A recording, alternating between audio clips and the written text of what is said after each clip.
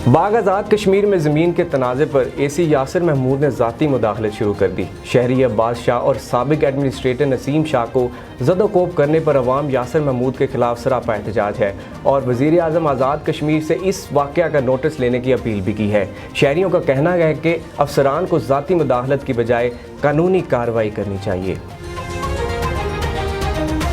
शहरियों का कहना है कि अफसरान को ज़ाती मुदाखलत की बजाय कानूनी कार्रवाई करनी चाहिए। सैयद इशफाक गर्दजी, साबिक उम्मीदवार पाक कानून साज असम्बली, सदर PTI डिस्ट्रिक्ट सिटी बाग आज़ाद कश्मीर।